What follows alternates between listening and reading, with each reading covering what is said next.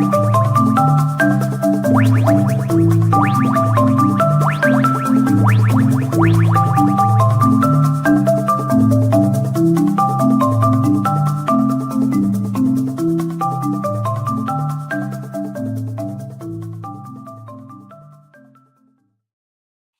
isn't that snazzy? Our new intro video by our creative genius Mario.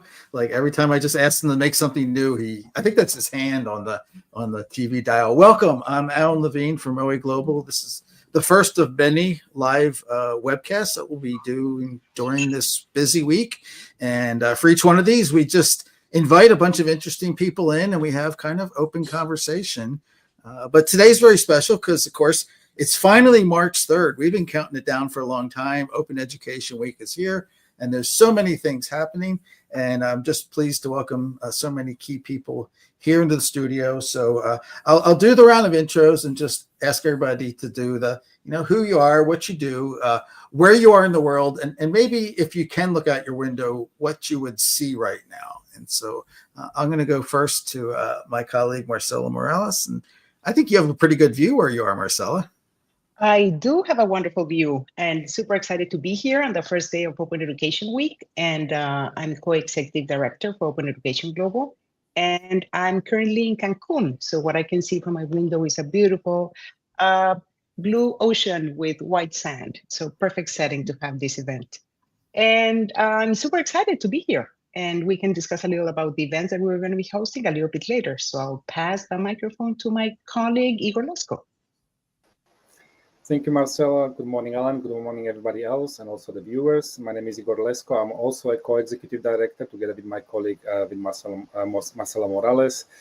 Originally from Slovakia, but I've been living in South Africa for the past 25 years, and I'm connecting from Port Elizabeth on the southeast coast of South Africa. And similar to Marcela's setting right now, I'm also looking out at the ocean. Oh, lovely to be here. So jealous. I have snow out the window, but I like that. And now very pleased that he can make time in the schedule to be here. Colin de La Higuera is, well, I want you to tell us where you are because it's kind of interesting. I think I've also got the ocean next to me. So I'm Colin de La Higuera normally from Nantes University in France. And in between two conferences, I'm roaming around the west of Ireland, and I'm sitting in a pub, which is, a commons in the city of Dingle on the Dingle Peninsula. I mean, more remote is very, very difficult. I think you're getting a little bit of an Irish lilt to your voice, Colin. So it's rubbing off. So there you go. The accent is catching. And now I'm very pleased to introduce you, the chair of our OEGlobal Board of Directors, Perrine Delcote-Lhomme, who is probably coming to us from Lille. Yes, exactly. So hello, good morning, good afternoon, everyone. I am in France, in the north of France, so close to Lille, with a former industrial town called Roubaix. And it's a very nice weather, which is a miracle after months of rain, and I enjoyed watching red bricks and beautiful buildings from the 19th, beginning of the 20th century. This is where I am. Fantastic, Perrine. And then also from our board, very pleased to welcome Glenda Cox, who is new to the board. And so welcome to the show, Glenda. Thank you very much, Alan. Thank you, everyone. It's great to be here and happy Open Education Week. I am located at the University of Cape Town, and I live in a suburb that's just outside of Cape Town called Somerset West. And out of my window, I have beautiful green trees, and we are in the middle of, I would say, a little bit of a heat wave. So about 30 degrees centigrade, even though it's late afternoon, blue skies, yeah. Midsummer in Cape Town at the moment. So yeah, looking forward to the week and the discussions. Thanks for having me. Oh, sure. Thank you. And then certainly last, but certainly not least, I'm so glad Curt Newton could join us. Hello, Curt. Tell us where you're at today. Yeah, so glad to get to join you all. I'm calling in from Boston in the United States, where we're wrapping up winter at this point. A couple of weeks ago, we had a big storm here, a bunch of snow, and then a lot of rain that froze. And people were skating in places that they don't usually get to ice skate. But it's a beautiful, brisk, bright winter day here. Fantastic. Well, and I want to start out with, of course, it's the launch of Open Education Week, and just want to give the floor a little bit to Marcela and Igor to tell us about what's going on with OEGlobal, what's going on with the week, and a couple other what's going on. So who wants to take the mic? I'll take the mic. Just very briefly, because I know that we're going to have many other things to share in this session, but I'm super excited that we're on our 14th edition of Open Education Week, which is amazing that we have been doing this for 14 years, and so excited to see that the community continues to share their work through this platform, through Open Education Week. And we're having events from 37 countries. And we were just, before jumping into this call, we were saying that at the moment we have close to 250 events that are happening around the world, which is super exciting. So I'm really looking forward to engaging with the communities that are around the world and in smaller regions that in many instances we don't have the opportunity to engage with them. And yeah, we're going to have events in more than 20 languages, which is also very exciting to have, and really looking forward to seeing open education happening in local languages. So I cannot be more excited to be on this, the first day of Open Education Week 2025. And I'll pass it along to Igor. What do you think, Igor? Thank you, Marcela. So I share the same sort of degree of excitement that you do, and I echo your sentiments as well. And welcome to Open Education Week 2025, everyone. I think it's in some ways like really incredible how the Open Education Week has grown since really its inception in 2012. I mean, if you really look at that from that period, I think we had like 2,500 events in 40 different languages, and really those events have attracted over 100,000 participants from over 190 countries. So this is really, you know, the week has really grown to become a global phenomenon, and this is really a testament to the community, to the passion and the commitment of the community. So I think it's also appropriate to say, like, thank you to all of you, to our members, to the communities of practitioners and policymakers and advocates, you know, because it's through your efforts that Open Education Week is such a success. And as Marcela has also said, like, you know, people use the event to share resources and to organize different types of events, but also people use the events to make a case for their administrators, for the faculty. And so it really has become like an umbrella event to do some advocacy and awareness raising activities to affect changes at the institutional and governmental levels as well. So as Marcela has already said, you know, there are numerous events being planned. I mean, just before we started this session, we were saying that we already have 250 listed resources, and that's really amazing. I think there's lots to look forward to. There are different types of events, including conferences, panel discussions, training sessions, webinars. I mean, you can choose all of, you know, I mean, the opportunities are endless there, really. And so we really encourage all of you who are watching to really use this week to share, to collaborate, and to network with others, you know, and yeah, thumbs up for a successful Open Education Week 2025. Thank you, Alan. Good. And I think we want to talk about something that's happening next year. Is that right? Next year in terms, okay. So I think we would here like to hand over to our colleague from MIT OpenCourseware, Curt Newton.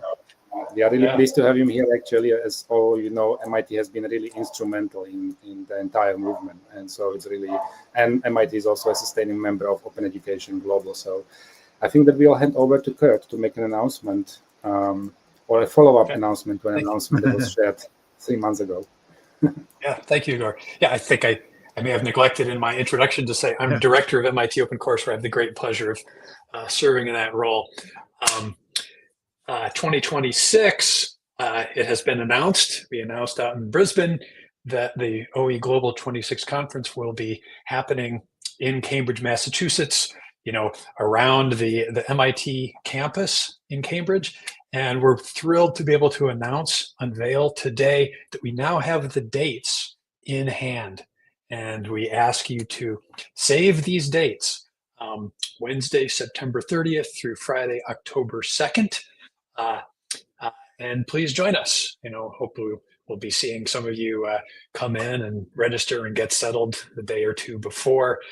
I'm really looking forward to hosting everyone, and thrilled to be putting this conference on in collaboration with the Massachusetts OER Advisory Council and open colleagues around MIT. So yeah, save the date, and we look forward to seeing you in about a year. Thank you. Year and a half. Yeah.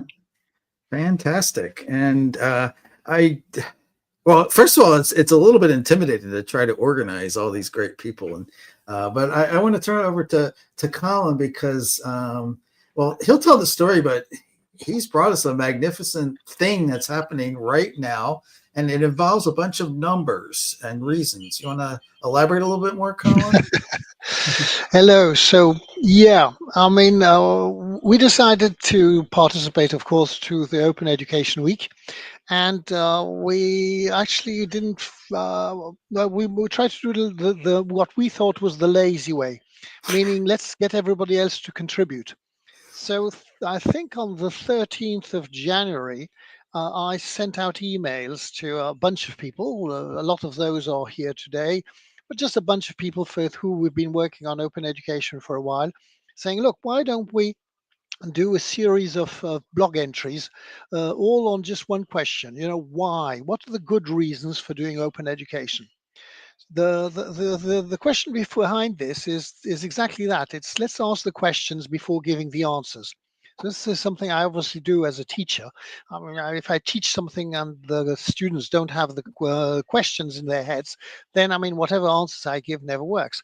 So when we try to onboard people into open education, it often happens the same way. We try and convince them that they can do all these magnificent things.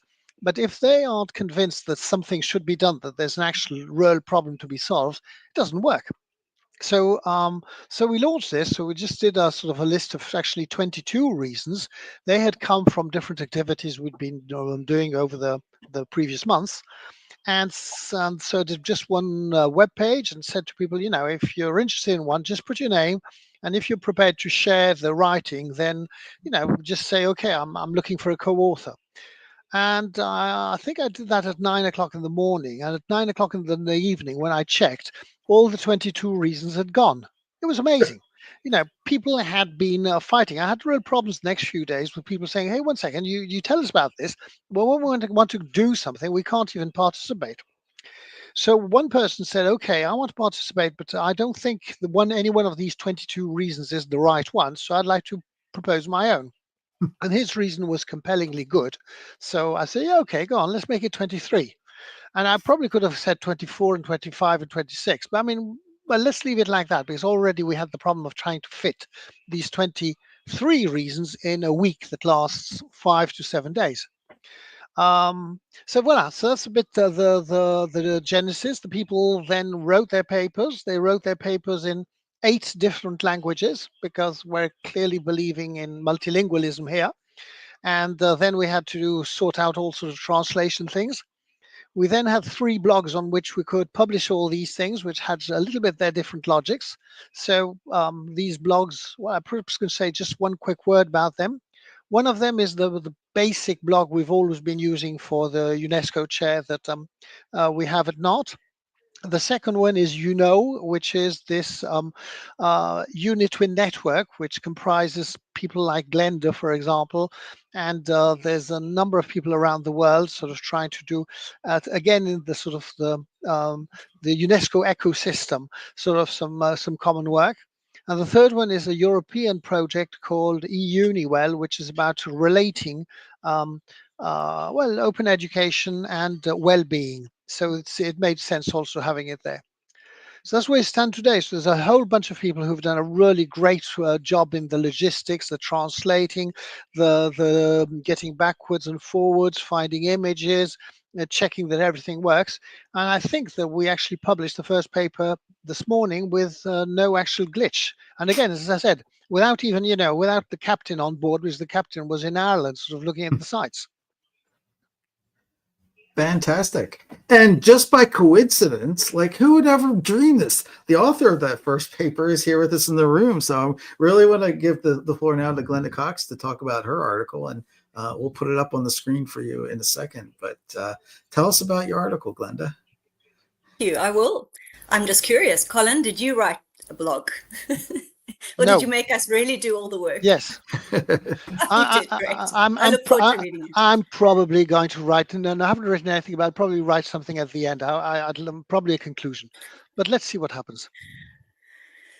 Good. Okay. So, exactly as Colin said, all the topics came up and I was kind of scanning through them and thinking, oh, that's a good one. That's a good one, obviously. And then saw that this one on translation and localization was still available. And it's the work that we're doing at the University of Cape Town at the moment. Very important for us in a multilingual society.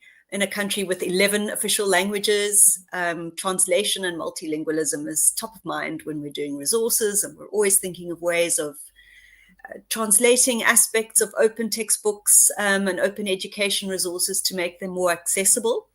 So that's kind of the one kind of aspect, but localization is also so important. I mean, these are fundamental principles, I think, of open education. But the localization emphasis has come through the kind of social justice principles around kind of cultural recognition and just making sure that the students who are reading the texts, who are part of that they can really associate with what's happening in the text, they can see their lived realities in the text. And we've gone a little further to also include students in creating the text, so they can bring in their own local stories and case studies and so on. So it was a really easy thing to write, actually. I don't often blog, so but I really enjoyed it, and I did some very interesting reading with some extra references there around languages and multilingualism. And there's very exciting work happening at the moment, especially obviously with generative AI and all these new abilities that we have now to really get to that ideal of having all open education resources available in any language. So that was my deal. And I'm also, just to put a plug in, I got contacted by Jaco Olivier, who's at the Commonwealth of Learning, and they've also put something together. I'm not sure when that comes up this week. But he was quite excited about doing little video clips. So there's a little video clip as well with me talking about social justice, but I know he's interviewed some other really interesting people as well. So that's also coming up this week. So yeah, so I've been busy preparing actually and doing all these things. So, but really, really happy to be here with all of you. And thanks for asking me along. Oh, sure. And thank you for being the first. There'll be one coming out for the next 22 days. And we've just set up a little bit of a web page, because a little bit tricky because they're being published on 3 different blogs. And so we have it set up so that the most recent publications that come in from the free blogs, you can come here anytime and you'll see the newest articles that have been published, and you can visit the sites themselves and share them, etc. And so we look forward to not only seeing them come out, Colin, but also hopefully having some discussion about them throughout Open Education Week, because certainly everything ties into that. Any other thoughts on the 23 reasons from the 5 other people? It's 2, 4, 6, 7, 6 other people in the room with me. My numbers. Other than say, like, it's a wonderful initiative, Colin. So thank you for leading those, and thank you to everybody else who contributed with those pieces, these opinion pieces. Much appreciated. Okay, excellent. And so I want to give a little bit of space to Perrine to let us know what's going on with OEG Francophone, and she has a project with wallets happening that's very exciting to hear about. So welcome, Perrine. Yes, thank you. I love 23 reasons to open education, and the fact that Colin always focused on the fact that we are understood in many languages. And of course, we are global, so not everyone can speak English. And even if they can, it's not the way they teach, and it's not the language they teach in. So I had the idea in 2020 to create this network of Francophone who understand and like the ideas of open education, and then to broaden it as much as I could through looking for those people who speak French and learn in French and teach in French everywhere So this was with marketing tools, which is unusual in our university context. And today we are, so there are nearly 2,000 recipients of our mail. But as I was working for real at my university on digital credentials, I had not so much time, but there will be one event on Thursday at 6 p.m. So more or less this time on Thursday, Paris time, 6 p.m. And it will be with our new board member, who is called Thomas Hervé Mboa Nkudu. And he's a specialist of all open movements. He has worked a lot already in our networks with Barbara Klaas from the University of Genova. He's a specialist of the data from the African continent. And we will be speaking about techno-colonialism in Africa and opening movements. So it will be very interesting. It will be in French. And it will be also a way to reconnect with all our participants since 2020, because we have I've been hosting one webinar a month since 2020, more or less, and now we have changed the format, and we do podcasts. So it's not exactly the same format. We don't do it on live. And it's really nice to have the Open Education Week to remind everyone that they can come and we can discuss, because the chat was always so intensive in OEG Francophone, with many great contributors from many countries, sometimes Francophone countries and sometimes from just Francophone people living in other states in the world. So that's it for OEG Francophone. And for the rest, yes, it's very exciting because, of course, as I have been working a lot in recent years on the way to reinvent the diploma in the 21st century within my University of Lille, I've become a specialist, and many people came to me, were asking how to sign a joint diploma that is signed between 3 universities in 3 different states, and for example, or how to issue a credit into Europass platform. And as my true love go to open education, the Open Education Wallet is a way to contribute to both community and to think on how learn and be certified and build an educational identity through that, and then get noticed maybe by other university or employers and be able to find jobs or get a credit thanks to what you have learned. So it's very much in line with everything that MIT is doing with for example, at the Foundation Open Learning, you have both the OpenCourseware and the Digital Credential Consortium that we have entered last year. So I'm excited and working towards this with a group of French mostly, and Francophones too. And it should be ready in June this year. So I will be able to present it to the first assembly of the Digital Credential Consortium. This is where I am. Thank you. And it's funny too, and I just want to emphasize this, that of course, in June, it will be at the TU Delft, and Willem van Valkenburg will be welcoming us. So you see, at some points, it's the past president of OEG that will be welcoming the Digital Credential Consortium. So I will not be lost. That's quite a convergence. Thank you, Perrine. Very much. Very exciting to see both these things happening, especially the Francophone community. And so we're going to be part of that. And now I want to ask, Curt's already give us like a little bit about the conference, but I know his real passion is for the fantastic climate change projects that he's been involved with at MIT. And I keep discovering them, Curt, and then it's like I didn't know about this one, and it's kind of funny because we talked about weather in the beginning, and weather's not climate, but everything's changing, right? Yeah. Well, thank you, Alan. And I will highlight the post that you put in OEGlobal Connect over the last day or so about one of my favorite tools. I think that's actually a great opening to the reflection I wanted to bring in here, which is,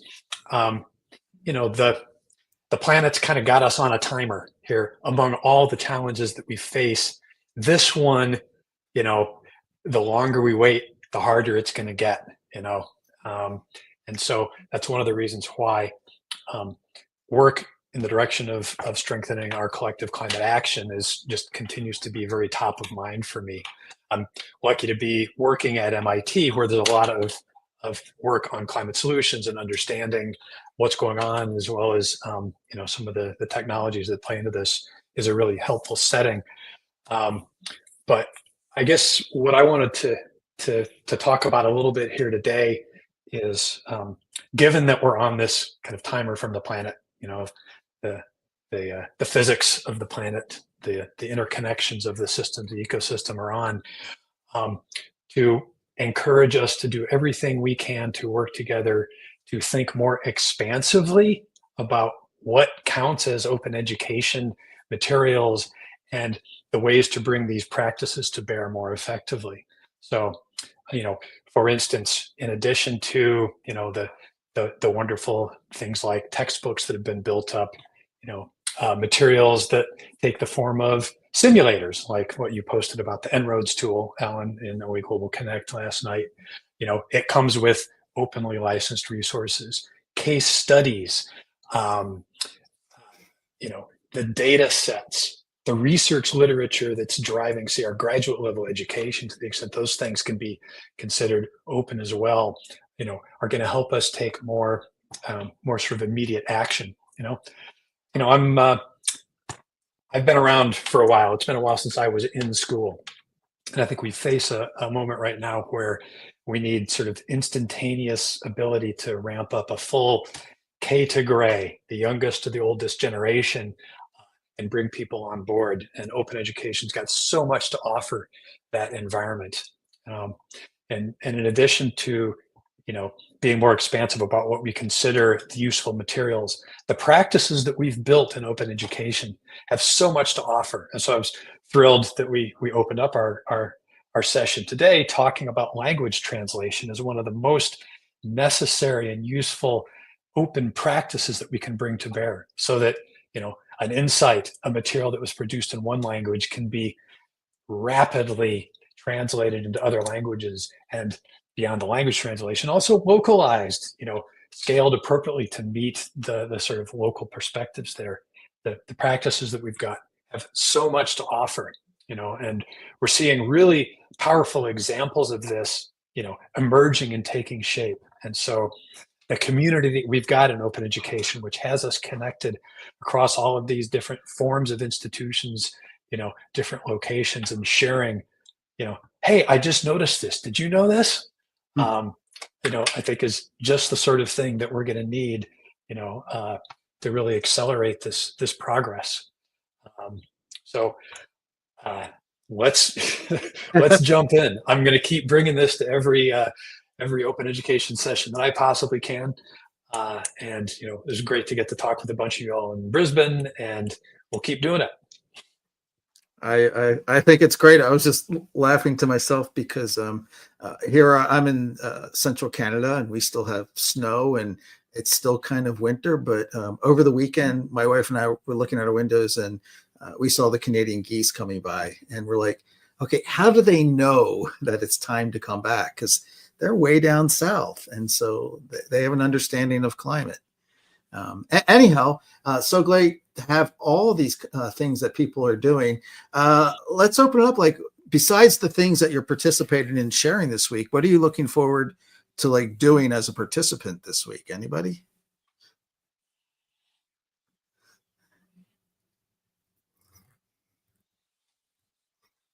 I'll jump in. In these, I'm really looking forward, and also speaking about the languages, I'm looking forward on following up on some of the activities that we did early in January at Tec de Monterrey in supporting the UNESCO AR recommendation. And this is something that happens every other year, led by Marisol Ramirez from Tec de Monterrey.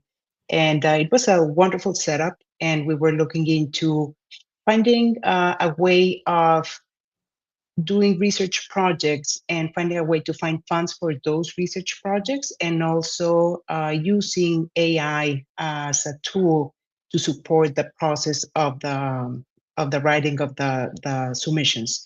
So we did that. We found 10 different projects that we're working on.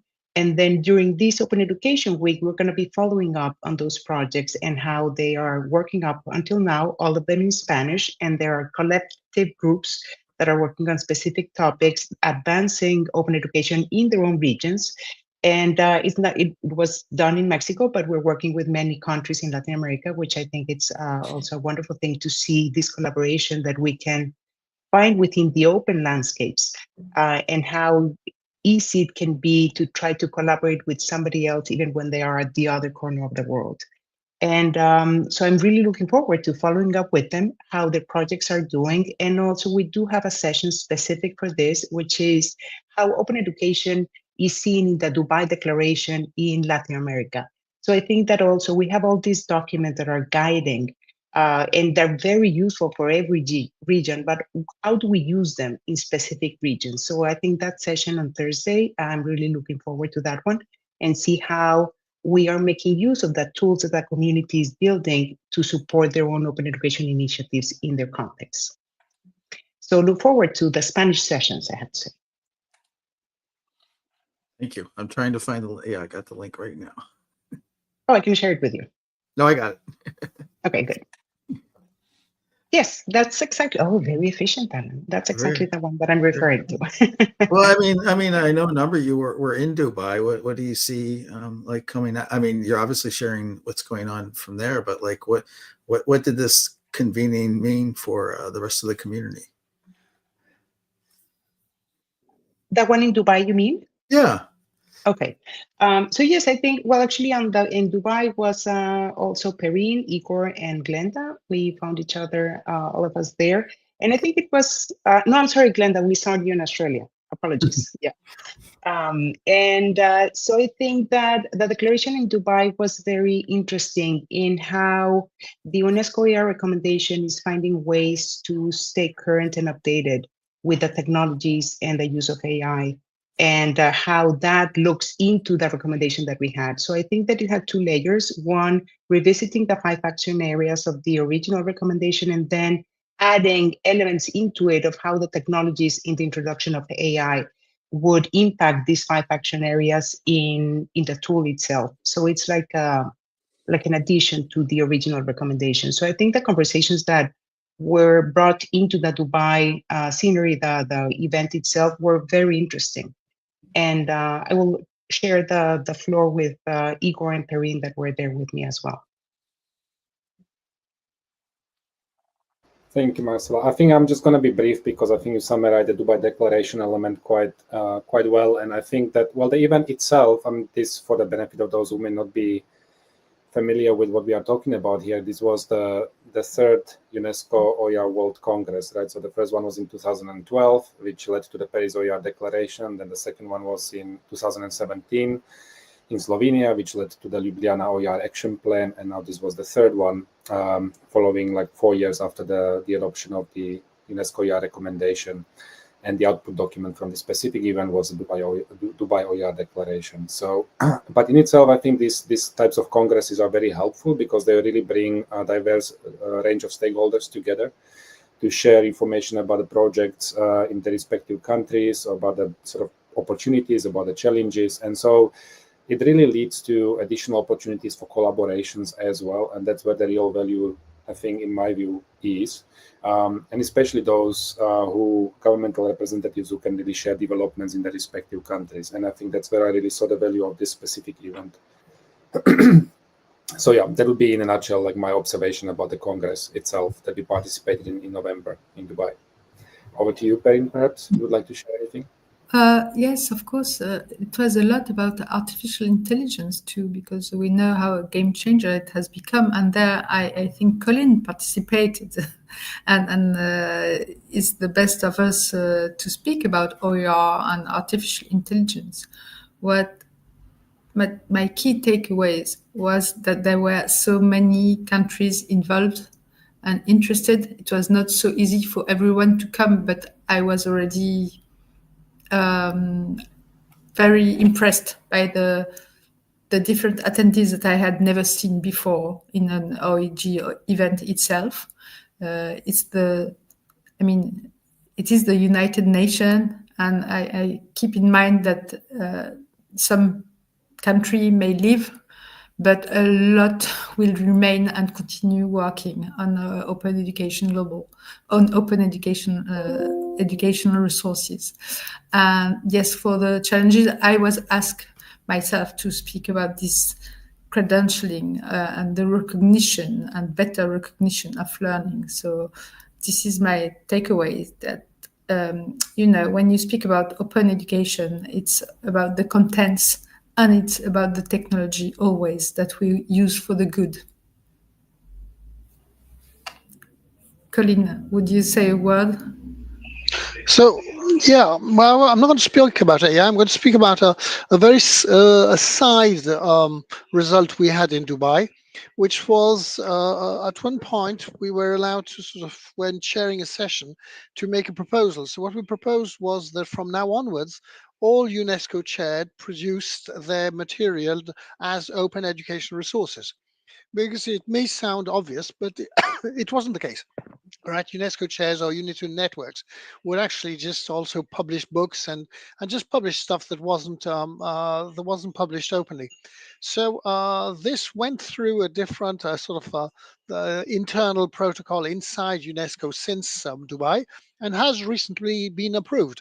So it is going to be the case that any new UNESCO chair that signs agreement with the UNESCO has to commit to share their pedagogical material as OER. That means with an open license. So we're thinking, this is a side success. We were very happy with that one. All very good. Let's hear more about what you're doing this week, because I know there's so much going on. Like, what are you involved in, or what are you looking forward to being part of? Marcela started us off with the session that's coming up on Thursday, and I'll echo, like, to see so many events come in. We've been trying to encourage people. You don't have to do them in English, and so it's been great to see ones come in Arabic. And a lot in Spanish and French, of course, but there's even more smattering of other languages, and that's a real encouragement. But what's on your agenda this week? Anybody? I mean, there's really a lot to choose from, Alan. I think just to mention a few examples here, I think I'm specifically very interested in hearing about open education-related developments in specific countries. So I think there are specific sessions planned throughout the week about open education-related developments in Italy, for example, in Sweden, or about the new sort of coordination on open education in the United States as well. So these are the ones specifically I'm interested in. So that would be from my side, aside from many others. Well, for France, there is some news because it has been 2 years that there is a roadmap for digitization in higher education. And one of the the commitment was to work on open education. And the first point for the people who work on that thematic was to make them to improve their visibility so that people can find them. And so this will be launched within days, what they have worked on, and how to promote OER, really, that already exists, so that user reuse them and better know them about them. And the second point is that it's now time, because the emergency was to work on their visibility, and the second point of the roadmap was to work on a strategy for open educational resources that is really the other that will respond to the open science strategy that is very strong in France and in Europe, but I can witness from my university that it is strongly supported in France. And so I'm very happy to see that the works are finally being launched on that strategy. And I hope that you will all come to the UNESCO Digital Learning Week at the beginning of September. And at least the ministry has announced, this is an announcement, that they would be happy to support our venue as a board this week, if you like. So this is, I haven't wrote about it. It's an official announcement, but it's very positive. And then it's to support open education. So it's interesting. Is anybody not busy enough? Things I'm sure Curt's also organized. This is such a nice conversation. We should do this more often. I feel like I'm learning things all the time.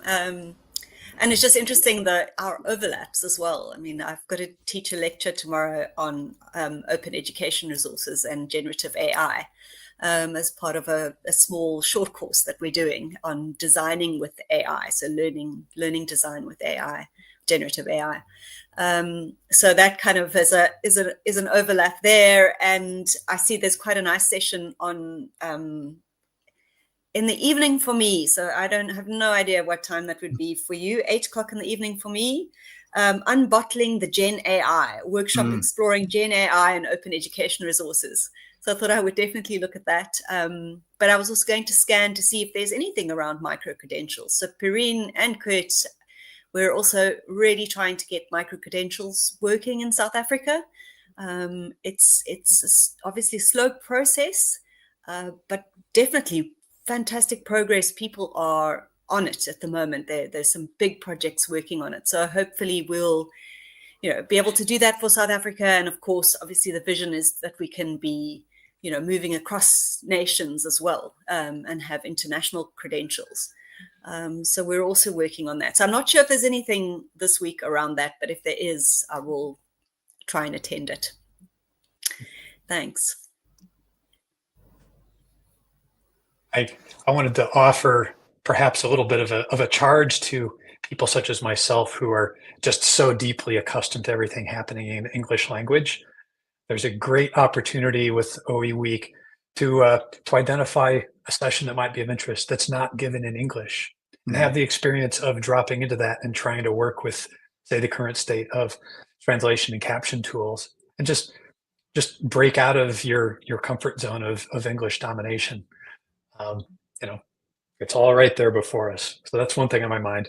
The other one is the opportunity that these online leading environments provide us. There's a sort of a showcase session on Friday for the UN SDG Open Pedagogy Fellowship projects, and the opportunity, I think, for the participants who wouldn't necessarily be able to make the travel to one of our conferences to just show what's going on there. And I think it's just so important for people on the ground who are doing this work, as especially student practitioners and involved. Really looking forward to getting to a check-in on that too. No, I think that's Thursday, not Friday. Yeah, I should look back at my calendar. Sometime later in the week, there's a showcase of that.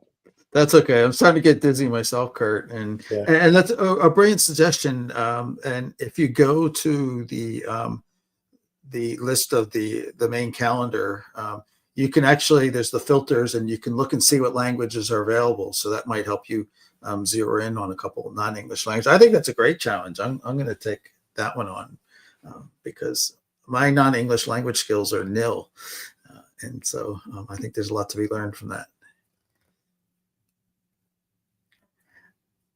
And also, Glenda, thanks for saying about the format here. We've been doing this like the last 2 years, and we find that same thing.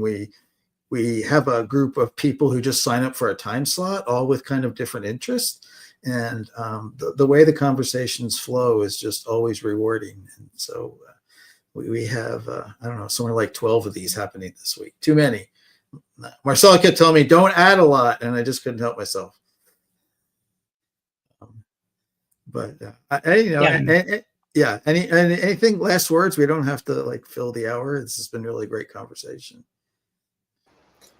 I was just to build on what Glenda said, like in terms of interest, I think there is going to be another session, Glenda, which you might not have seen, on generative AI and how it's reshaping open education practices.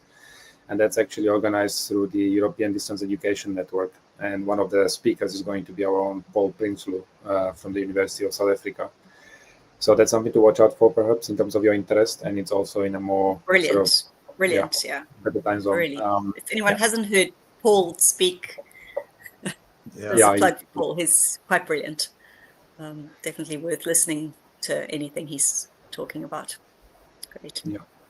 Thanks, Igor.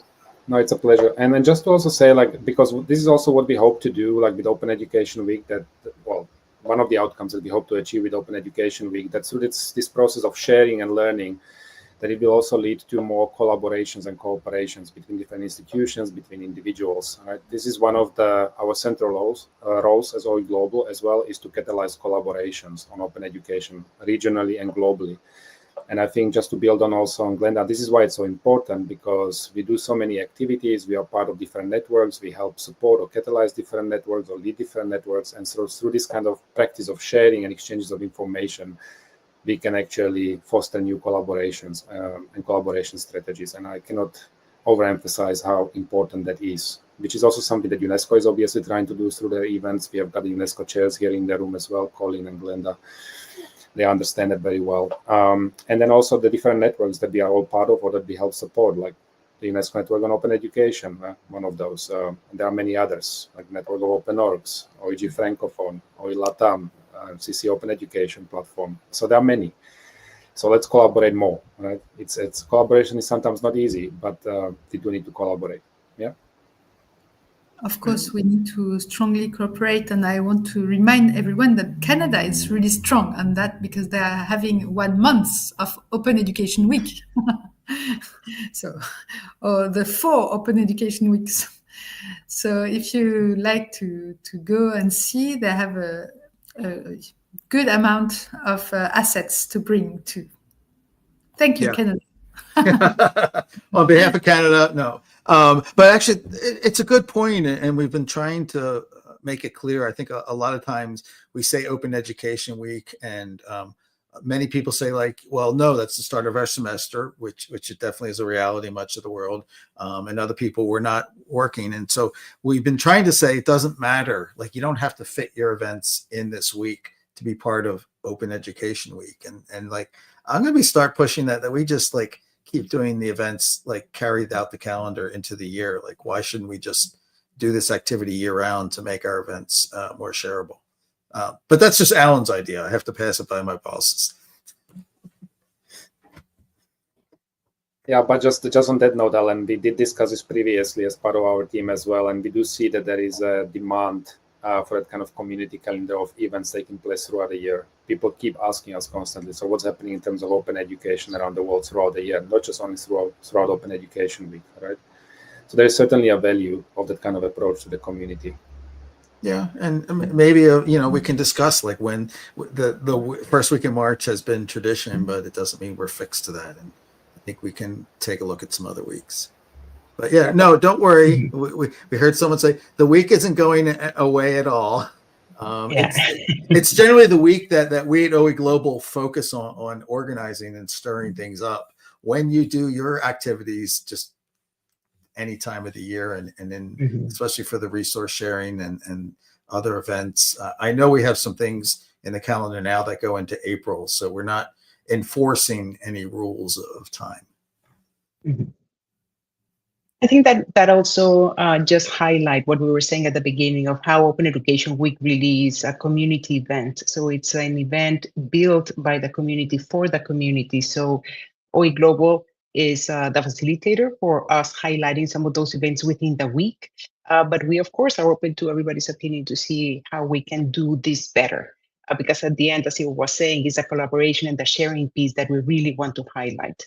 And so I just want to say thank you again to everybody that helped us make this event what it is, and continue to encourage everybody to share their resources and their events and whatever work they're doing in their own context. We really, really want to learn about it.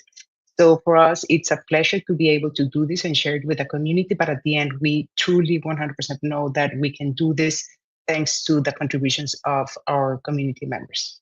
So yes, we can explore other options of when we can continue to do that. All right. I just want to thank everybody for joining us. I just like late in mid-February, I just started sending emails to people like, would you be willing to show up? And everybody said yes. And so it's really wonderful to have this real good turnout for these conversations. And we wish you all a very happy and exciting Open Education Week. And for those of us who happen to be in pubs on the west coast of Ireland, we're very jealous. And now we'll Thank just you, go everybody. we'll go out their Thank you, music.